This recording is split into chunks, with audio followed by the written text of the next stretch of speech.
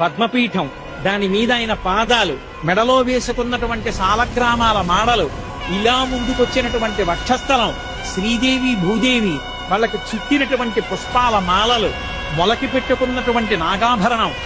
ఆ పైన ఈ చేత్తో పట్టుకున్నటువంటి చక్రం, ఈ చేత్తో పట్టుకున్నటువంటి శంఖం, ఇలా చూపిస్తున్నటువంటి వరదహస్తం, దాని నిండా వజ్రాల తాపడం, ఇందరికీ అభయం ములిచ్చు చేయి కందువకో మంచి బంగారు చేయి అని అన్నమయ్య పొంగిపోయినటువంటి ఆ చెయ్యి, చున్నా చుట్టినట్టున్న చిన్న చిరునవ్వు నవ్వుతున్నటువంటి చిన్న గుంటటి మూతి, దాని కింద